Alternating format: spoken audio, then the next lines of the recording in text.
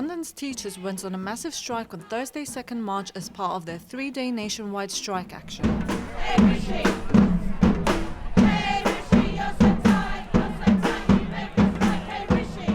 Haringey school teachers have taken to the streets of Wood Green to protest the below-inflation pay rises and insufficient budgeting that is causing schools to suffer.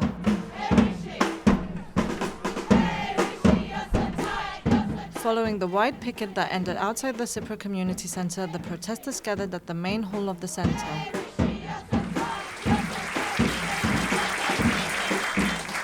In the last 12 years, we have had about, on average, 23% pay cuts to our pay. That's really unfair. At the same time, there is a cost of living crisis. I am a rare breed. I have been working since 1994 in education. I've made it through. I made it my career. I even made it through menopause. Let's hear a cheer. And I've never seen it so bad. People I've trained with have dropped out of the profession in 1, 2, 3 years. We don't have enough teachers in our schools, in your children's schools. Our young people are facing revolving doors of teachers who come in and leave because they are not valued. During the speeches, union members deplored the government's pay rise offer, which they described as a real-term pay cut. They made us an offer last week. They made us what look they think is a clever offer. Actually, they think we're stupid. We're not. They made us an offer of effectively £2,000 flat rate. It sounds great. The problem is, for most people, it's 6 or 7%. When they go to the food shop, it's up 17%. When they get their gas bill, it's up. And I don't buy the issue that the prices of gas are going down, because I ain't seen it. I doubt anyone in this room has yet. A pay offer of 8% when inflation is running around about between 10% in CPI terms in August or 15% in RPI terms, year on year, that's a pay cut for every worker of around about 15% against RPI. What does that look like?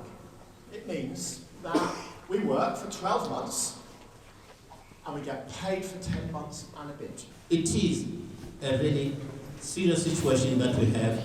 We are not only striking for a salary increment, we are striking for the funding for the salary, funding for the students. On 15th March, several trade unions will be taking part in a mass strike in an effort to press the government for more viable wage increases and school funding. And we will keep striking, we'll keep marching, we'll keep fighting until we defend our schools, until we get fair pay, until we get fair funding, and until this government realises we're not going anywhere.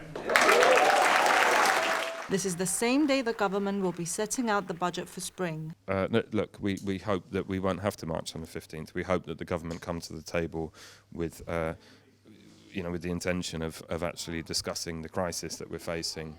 At the moment, that hasn't happened. We hope we don't have to march, and we hope that we don't have to have any more strike action at all.